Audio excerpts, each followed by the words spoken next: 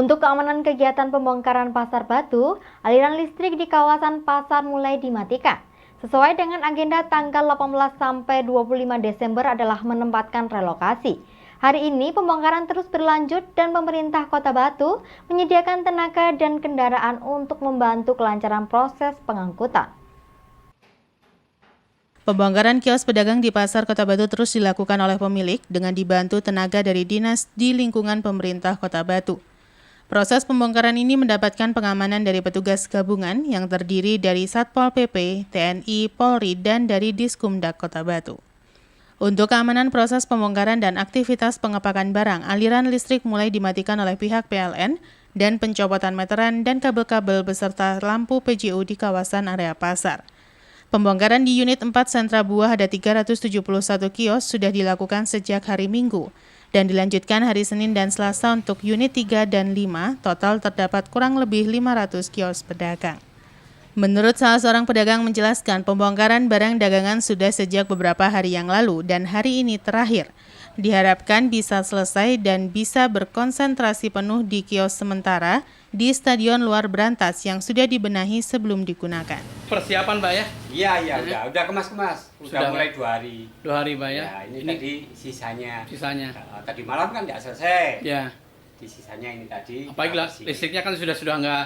Udah dicabut. Udah diputus. Tapi yang kita udah nggak memungsikan lagi. Ya. Tapi yang di sana sudah siap, Pak ya? Udah siap.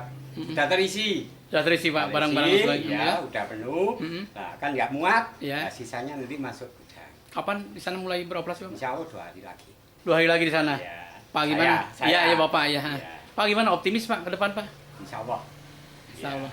Tapi masalah keamanan ya kita sendiri ya ikut safety lah. Ya, untuk kita harapkan sedikit. Ya. Pak, harapan Pak dengan pembangunan pasar ini seperti apa? Ya, mudah-mudahan untuk ke depan pedagang Pasar Batu lebih baik lagi, lebih sukses lagi.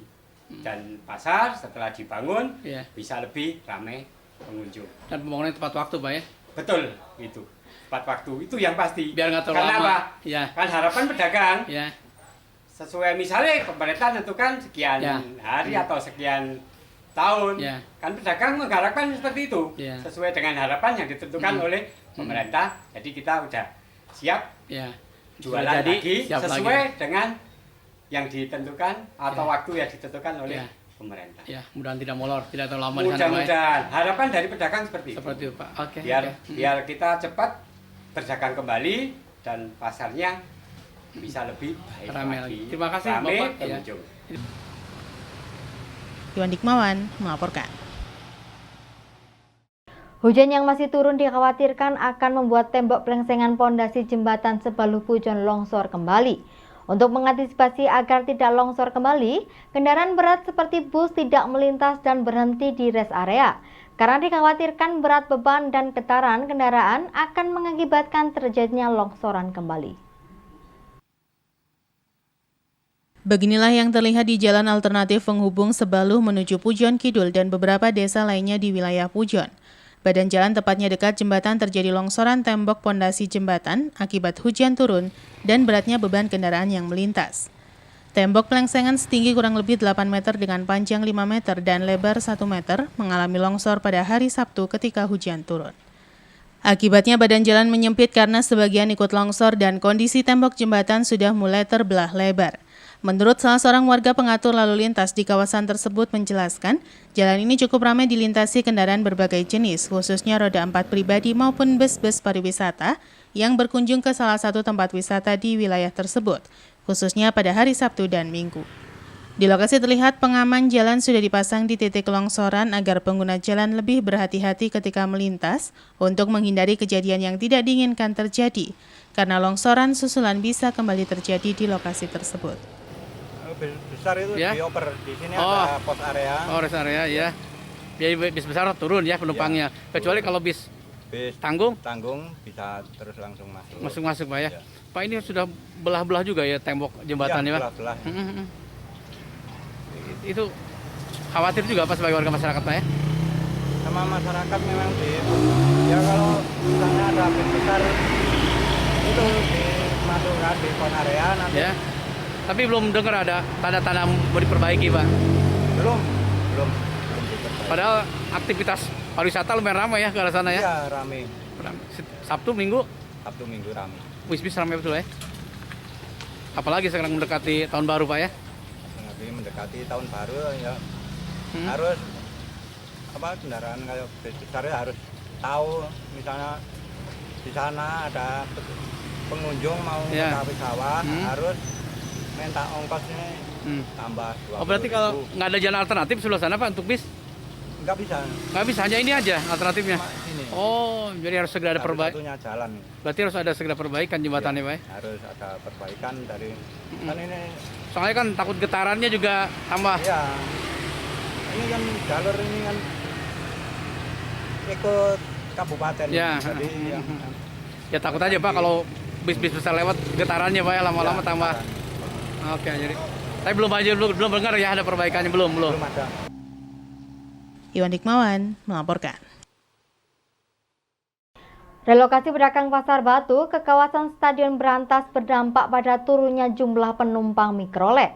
Pihak paguyuban mikrolet akan melakukan pemetaan jalur mikrolet, menyesuaikan kondisi sehingga mikrolet bisa mendapatkan penumpang karena diperkirakan kawasan pasar akan sepi penumpang. Beginilah yang terlihat di Terminal Angkutan Umum Kota Batu. Proses pembongkaran dan relokasi pedagang pasar ke Stadion Brantas berdampak pada berkurangnya jumlah penumpang mikrolet dari pasar. Para sopir mikrolet beberapa jurusan yang melintasi pasar Kota Batu saat ini dalam kondisi menunggu proses relokasi pedagang, sehingga paguyuban akan melakukan penataan kembali menyesuaikan dengan kondisi. Angkutan umum yang melintasi kawasan Stadion Brantas diantaranya jurusan Batu Slekta, Batu Pujon Ngantang maupun Batu Songgoriti. Tetapi angkutan umum ini saat ini masih melintas di Jalan Sultan Agung dan berjarak beberapa meter dari kawasan relokasi pasar. Menurut Ketua Angkutan 9 Jalur Terminal Batu menjelaskan pihak paguyuban menunggu proses relokasi dan akan segera melakukan penataan kembali untuk jalur menyesuaikan dengan kondisi kawasan relokasi pedagang. Di lokasi para sopir masih beraktivitas dengan normal di dalam terminal Kota Batu. Terlihat hanya beberapa puluh unit yang antri menunggu keberangkatan di dalam terminal dan sisanya masih mencari penumpang di jalan. Sangat menurun gratis minggu-minggu ini, mungkin menurun 70%. Nah, karena di sana orang mau ke pasar sana masih bingung. Ya. Akhirnya naik angkot pun enggak sekarang. Tidak ada yang naik angkot, tidak terlayani sana. Karena kita menunggu dengan adanya pasar untuk pindah ke stadion seperti itu. Oh, berarti jalur ngikutin keberadaan pasar berarti, Pak? Iya, kalau jalur 9 jalur nanti akan saya alihkan ke sana semua. Di sini tidak ada angkutan.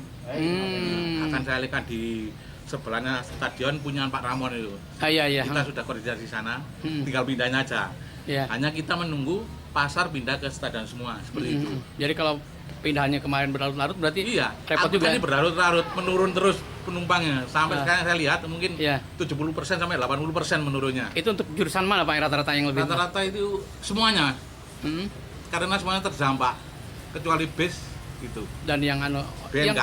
BNK. Iya, Batu Kasembon Ngantang. Seperti itu. Tapi sekarang mendekati libur tahun baru gimana? Otomatis kalau mendekati liburan alhamdulillah agak ramai sedikit lah karena ada pengunjung wisatawan untuk ke Batu. Seperti ada charteran, wisata ke sekitar seperti itu. Khususnya untuk jurusan sana ya, Batu Slekta. Iya, ya? Batu Slekta. Tapi dampaknya ke semua jalur. Karena dampaknya semua jalur karena kita untuk menata supaya jalur masing-masing tidak sampai habis. Makanya kalau ada kita ambilkan jalur lain, seperti itu. Berarti pihak paguyuban sudah Pak, sudah menata ya, menata untuk angkutan wisata lewat di ya. Di kawasan pasar. Iya. Harapan seperti paguyuban seperti apa ke depan, Pak? Ya, harapan kami moga-moga COVID-19 ini sudah cepat selesai. Iya. Dan supaya orang beraktivitas kembali semula mendapatkan seperti itu untuk harapan kami sebenarnya, dan untuk peduli untuk pemerintah untuk yang kemarin untuk anak sekolah digratiskan untuk naik angkot itu kami sudah diusulkan lagi, ditinjau lagi seperti itu. Oke. Iwan Hikmawan melaporkan. Terima kasih Anda masih bersama kami di Info 7 Malang Raya. Masih belum stabilnya harga telur di pasaran menjadikan pedagang enggan menambah stok. Hal ini dilakukan karena pedagang khawatir akan mengalami kerugian jika menambah jumlah stok telur.